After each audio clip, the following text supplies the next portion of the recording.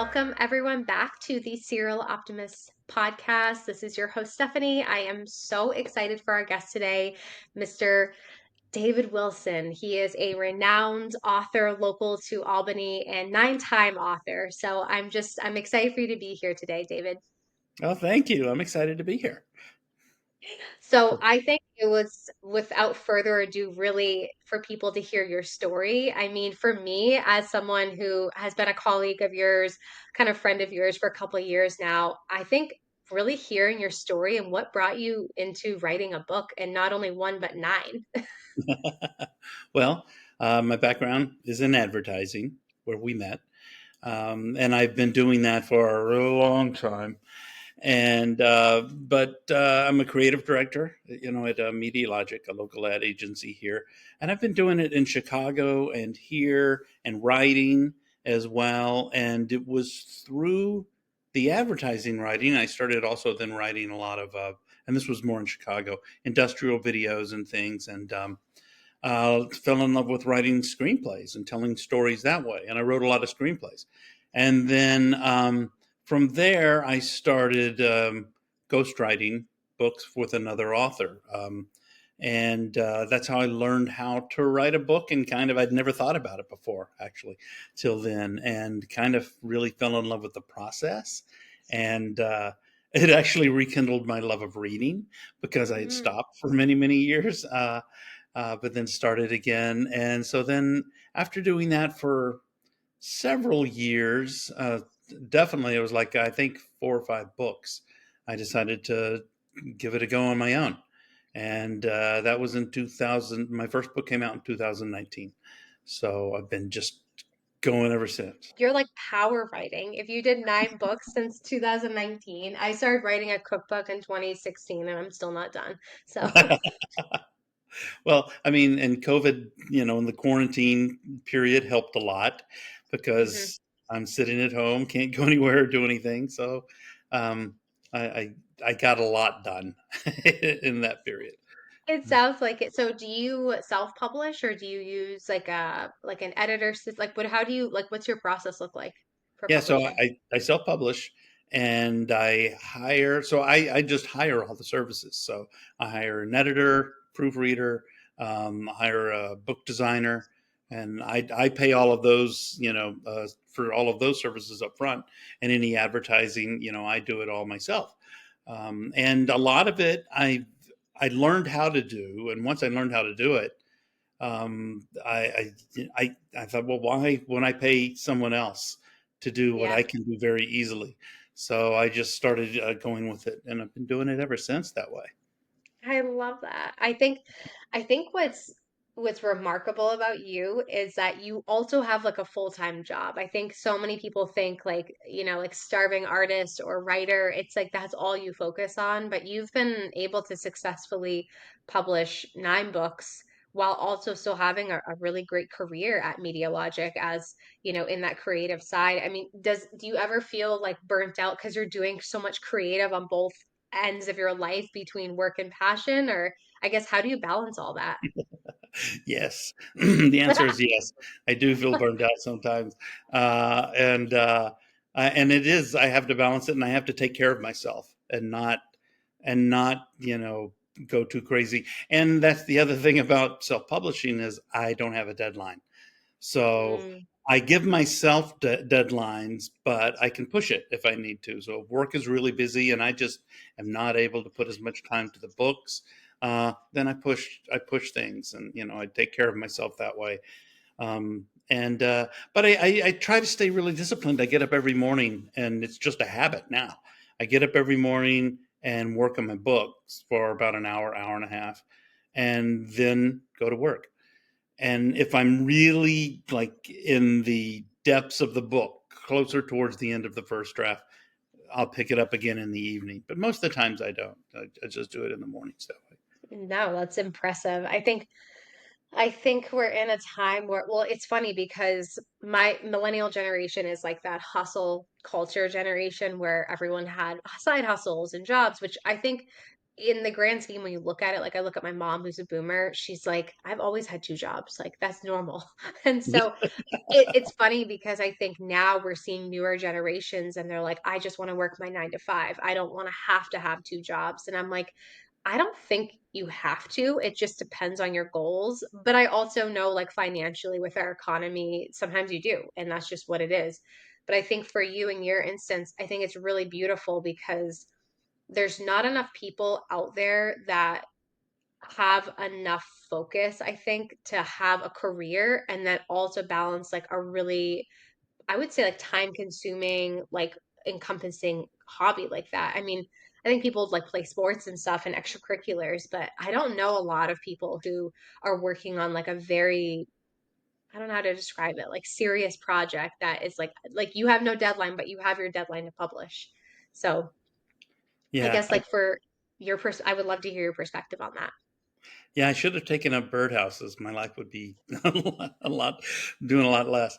No, it fulfills me, and a lot of the the advertising writing that I do, it's almost like a left brain, right brain, thing, because that's Mm, more puzzle writing. It's creative, but it's saying a lot in a small space, and you're using the words very judiciously, and it's for someone else, and it's to sell a product or to tell a message. And also, I don't have as much control over that. I will write it, and internally it'll get picked and beaten apart, and then the client will add their changes, and and I have to separate myself from it or I'd go crazy. mhm. And through the years, that's very easy for me to do now. So while I'm personally invested in that being the best it can be, it's not my personal work. Right. It's serving another master, so to speak. So that's why I really enjoy the books, because the books are my voice. They're the way I It's like want to your say it. outlet. Yeah, yeah, and I, even though I send it to an editor and I get people's feedback and everything, I can choose to do it or not, which is so amazing. That's the beauty. That's the beauty of it when it's yours. It is. Well, and even when I was writing screenplays, because that's so collaborative. So I'd be Mm, writing a draft, and the director would have input. And even while they're filming, there were budgetary changes, so I'd have to rewrite things and everything. And then the way the actors interpreted things and everything, what you'd wind up seeing on screen would be very different than what you wrote. Sometimes better, sometimes worse. And so there was a lot of, but that was, I was so used to relinquishing control in that way, that was not a hard thing for me to do. I know that's a hard thing for a lot of screenwriters. And so yeah. with books, it was suddenly like, wait, I'm keeping the control. This seems wrong. I feel like someone else should jump in here. No, I love it, and I love hearing that because, you know, my connection to this and why I love authors in general is I started writing my own cookbook and it was kind of this legacy for my family on our farm. And I've always enjoyed cooking. And I remember I worked at a corporation probably like, I want to say it's like 7 years ago now. And I used to bring in all these different recipes. I was always making something in the kitchen. And everyone's like, you need to write a book. You need to like put this out there because I would buy it. And I just wish I capitalized it back then and did that. But I was so hard on myself. And I'm like, it's not, I was like, I was such a perfectionist back then. Now I'm like, I could give two shits. I'm like, I just want to get it done. But I worked with an editor. And I don't know if you know the editing space for cookbooks, but it is a very different landscape than what I expected. I thought it would be a lot more of you have your voice, but there is a very set structure you have to follow when you're doing a recipe because, like, the psychology around it is if you don't put it in the perfect order, the recipe completely changes. And you have to put it in the order based on, like, what you put in for the direct, like, basically the list of the items that you are putting in the recipe have to be in the same order as how the recipe goes. I never knew that. I was like, why? I'm Ah, like, and then they're like, but think about it from someone who never cooks. They're not going to understand and they could get confused and mess up your recipe. And then they're going to say, wow, this recipe sucks because of how you put it out there. And so right. that was my biggest thing with editing on writing my book. That's held me back for years finishing it. Is it just, I hate it. But you know, it's I'm as a non-cook who reads recipes as if it's like I have to do exactly what it says. You're yeah. right. I follow it, and if it's not that way, like if I get a recipe from my mother, sorry mom, uh, it'll be like, oh, and then throw in some of this. I'm like, what is some? I need an amount. And it's like, a smidgen. I Ex- need. What is that? What measurement is Schmidt? It's really funny though because I love cooking. I actually despise following recipes, which is why I don't bake. And baking is such like a methodical, you have to follow it or it's ruined. And my mother-in-law is like the best baker and she's like, "Oh, like made this." And I'm like, "I literally rather have my hand cut open than follow a recipe." And that's why I like cooking because you can throw it all together, which in my head I'm like, "Oh, I can do that for a book." And I'm like, I actually am terrible for writing a book. I can tell the story and the legacy, but I'm almost like, I almost need to tell someone, like, this is the recipe and then write it for me and Right, edit as right. well. Because there's a part of my brain that's not detail oriented in that way, and I don't like to be. And so I've struggled with that. So you're inspiring me because I'm like, you wrote 9 books since 2019, and I've had one that I've been trying to publish for a Uh, long time. but I get what you're saying about a cookbook because cooking, other than baking, is very. It's the process is creative and it's just, Yeah. oh, try this. Oh, I don't have this. I can use this. That blows my mind because I cook like a chemist. I have to have the exact ingredients, the exact amount, and if I don't have that, it's going to be ruined. And it's a Yeah, stressful thing for me. That's no, because I don't cook enough. well, totally. And I mean, I cook most of our meals and sure there are some things that would be better if you had that exact recipe, but I am just someone who's like, it's fine. Screw it. I'll just throw this in and make it work. Yeah, And yeah, that's just how I am in a lot of ways of my life. And so it works for me, but then I'm like, ah, shit, it doesn't really work when you're writing a cookbook. So right, that's right. something I'm gonna have to figure out is maybe partnering with someone who can help write it, like co-write it with me. And I'm like, I Yeah, have the idea, I have the legacy and because each chapter I want to tell a story of an important womanly figure in my life that influenced me in cooking. So it's like really like an homage to like women in my family and cooking, which yeah, is very special. And I'm like, I'm not out here to sell a million copies. I just want to be able to be like, I'm a published author and I did this for our family. So now we have literally our own family cookbook. I think yeah. that would be so fun. And so maybe I just need to make something a lot more simple and not go so difficult. I don't know.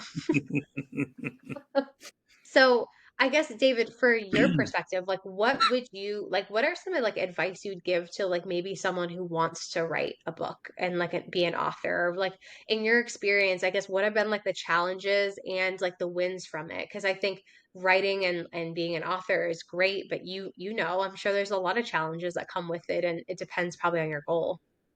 It does, and the biggest is just just doing it. It seems like such a big, like I'm starting a new book now, and I'm trying to come up with the plot and everything. Right now, that's a great big open. It could be anything, and it's intimidating because it's too much. It's and once I get the story and I hone it down, and I'm like, okay, now I can break it into chunks. So anyone just starting out, I think a lot of it is just doing it. And even if it's just writing, just write a little bit in the story. After a while, we'll kind of come to it. You don't have to know it all the way, but just writing. And if you have your story, just start doing it because a lot of people wait till they feel like they have. And I'm talking about a fiction book. Have it all figured out in advance, and Yeah. that's great. Like when I write a book, I outline everything, and I do that. But to get to that spot, I just kind of play, and I think a lot of wannabe writers never put fingers to keyboard keypad because they're intimidated by what it is, and like just start doing it, and then it gets easier the more you've done. You know, Well, I think too, there's like a creative side to it that evolves as you write it. And yeah, you're like, oh, this will be perfect here, and this could go here, and this can connect it. Where I think people want to have it all done, and then you write it, where it's like you have to have the outline, but really writing it and creating it comes from writing it and doing the Right, work. right. Yeah, and also the other thing is, well, people will write and they'll get stuck right at the beginning, rewriting it and writing and rewriting it, and so they never see any progress. Mm. And I took and it was actually for screenwriting, but it applies to books as well, which is get the vomit draft out. Just get the first draft out. It's not going to be any good. No one's first draft is any good. Um, but you got to get it out, and then you can start writing, because now you've got out the bad, you've got out the good, but now your brain switches, and it's true. When I finish it, I'm like, I have something. It's it's not this big giant thing. It's this, and now I Hmm. can look at it differently, and I can tame it and go after it. But if I could rewrite the first chapter a million times, and I'll never be satisfied. At some point, I Right. just have to let it go. Yeah, you have to let it go. Why don't you tell everyone what genre that you write and why? Because I find it fascinating. Oh, I don't. I forgot what I've told you. Well, I write I mean, mysteries. the mysteries and the horror and like the murder in Spa City is just like wild. I'm like, I watch a lot of crime shows and listen to crime podcasts. So, and I ironically, when I put the Serial Optimist podcast on Spotify, I'm just under crime, under serial killers. I'm like, It's serial. that's Yeah, that's true. When I was looking it up, that's what I found. I'm like, yeah, oh, this is a very different podcast. yeah, not even remotely the same, but that's okay. I know I'm going to kill them. I believe I'm going to kill them. the No, but yeah, I love mysteries, and I love, and you know what I love, and it's more TV shows, but my favorite shows have always been like all of the mysteries, and not like I mean, I like the true crime and the heavy and the dark stuff, which is fun, but like going back to, Columbo, Murder She Wrote, the kind of Mm, just something that's kind of there. I mean, Rockford Files, and like there was one that season two hadn't come out yet, but Poker Face came out a few years ago on, I don't know what channel it came on, and it was so good, but it was the same type of thing. So I wanted oh, to write in those. yes, my mom watched that and she said it was so good. And there was, I think, one or two seasons. That was it. And I haven't Yeah, seen it since on Peacock, I think, right? that's what, and it's going to come back. It's just taking a long time. Natasha Leon. I don't know how to pronounce her name. She's a great actress. With a really deep voice, and yeah, Yeah. she's in it.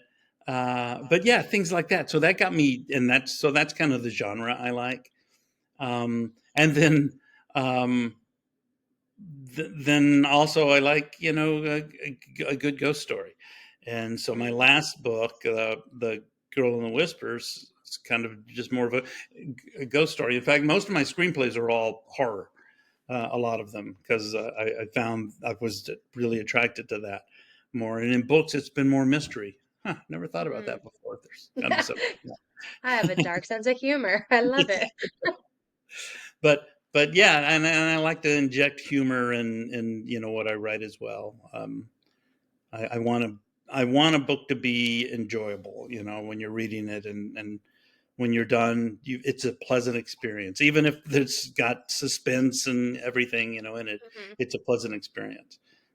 Well, it's funny that you say that because I remember when I first met you through Media Logic, and I think it was really like my first interaction with you was with at the Christmas party, and you had on this like crazy outfit that was like a blazer that was just like I forgot what it was exactly, but I just remember like your personality was so funny. Like I thought you were a comedian. I'm like, this guy is literally so funny. You're like life of the party.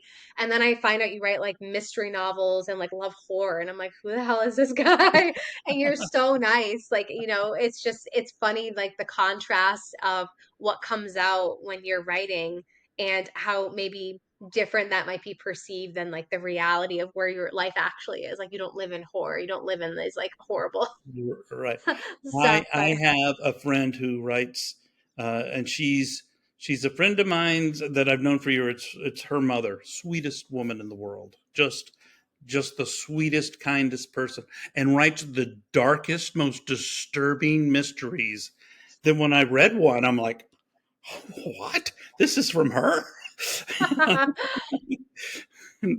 I think there's a freedom though in being able, Mhm. like in writing, where you can let the inner thoughts that you would obviously never act out, you would obviously never do, or maybe you would never even have experience in your life.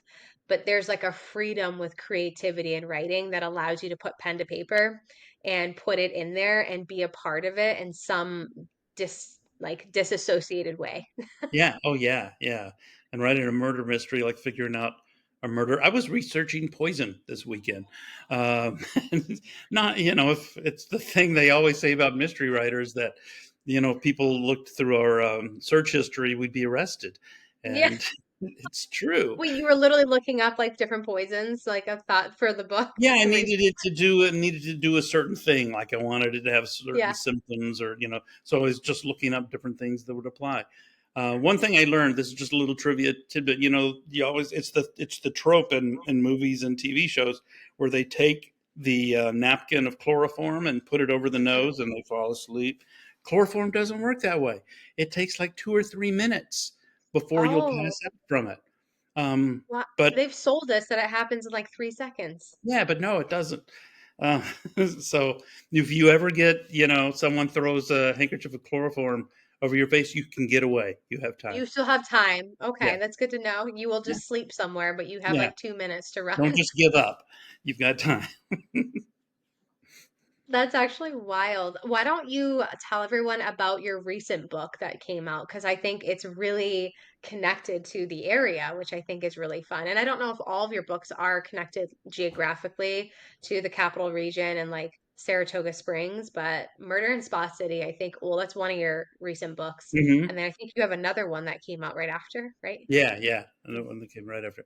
Yeah, Murder in Spa City came out in May, in this past May, so Yeah. the beginning of summer. And so I have a series, it's a mystery series. It's Sam Lawson mystery. Sam Lawson is the detective, and he's from Texas. I grew up in Texas, so he's a Texas detective, and most of the mysteries take place in small Texas towns because it's just very colorful It's a, area. yep, might as Yeah. well. Yeah. So, but in this one, Murder in Spa City, he comes to Saratoga Springs for a wedding, and gets caught up in a murder investigation. And it was a lot of fun because it's my old world and my new world because I live in Saratoga, Yeah. and even in writing it, just the research I did, and most of it's not even in the book, but just so I could understand things better, just learn more about, the history of Saratoga and everything was just fascinating. But it was a lot of fun to do, and it's fun for people because I have areas that are local, but I didn't name them. So there'll Mm, be a restaurant. I didn't use that restaurant's actual name, but people will read it and they'll be like, "Oh, I think I know what this is." I love Um, that.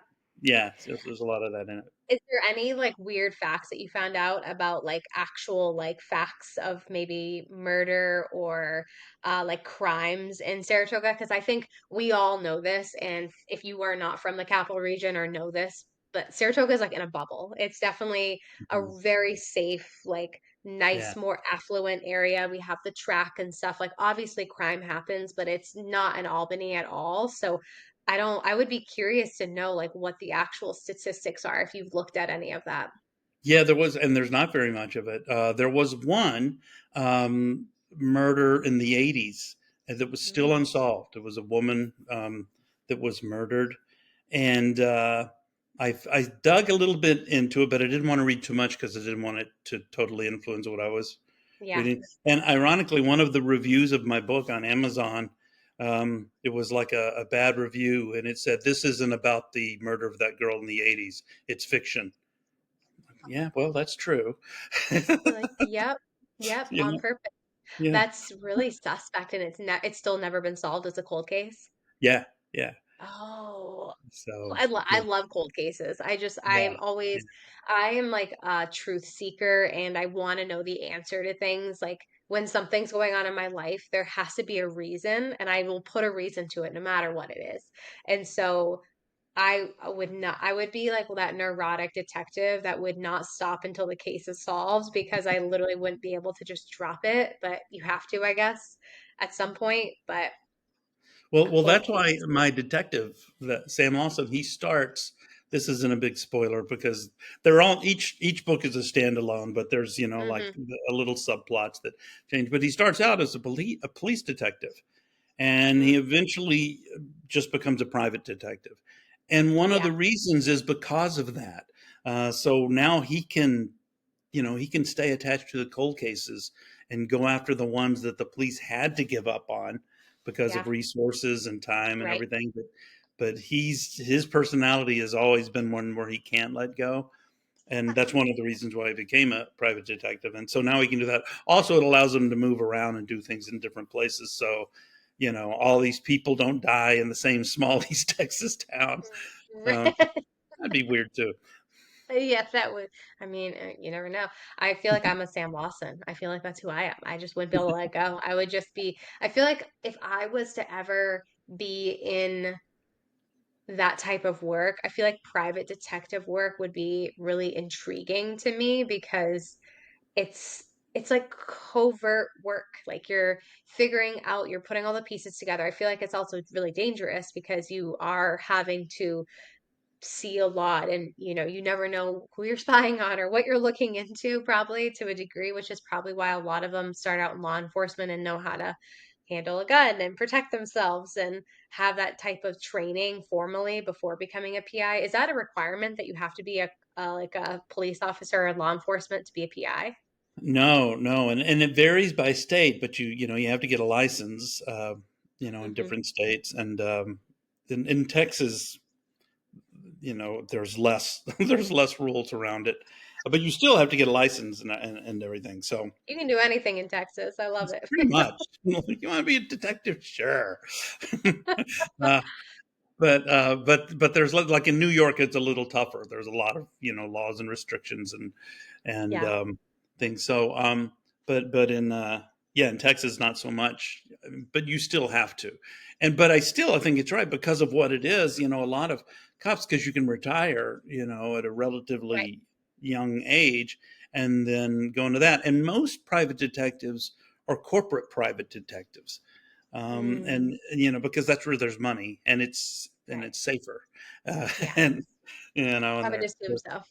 yeah, yeah, but that doesn't make for a good murder mystery book all the time. So No, no. uh, You are, and I know we talked about this. I mean, the ultimate like dream would be to take one of your books and turn it into a movie, right? Is that or like a show? Is that kind of where you like your biggest goal with writing right now is? yeah, I would love for that for both. Well, and I think it's probably because of the background I have in screenwriting, but people Mm, read my books, and especially the Sam Lawson ones in there. They'll always say this needs to be a TV show. This needs to be a movie. And my new one, The Ghost and the Whispers, which was a screenplay I had, and then I converted it to a novel, and it's a ghost story. People are reading it and goes, "This needs to be a movie." I'm like, "That's funny. It started, you well, know, uh, that any way." producer, anyone in television or entertainment listening, just so you know, that is an option. Dave Call me. Wilson's looking for that. Yeah, call him. That's really cool. And I don't know the process of how that works. Are you kind of in that process now of figuring out how to get your books in front of because I know who does it very well, and she's obviously very well established, is Reese Witherspoon. And she Oh yeah. started her book club and then basically they would pick a book and then she would invest or her company would invest to turn it into um a movie or a Hmm. show which Hmm. I what was that one I can't remember the one that she recently did with the last couple of years and it did really really well.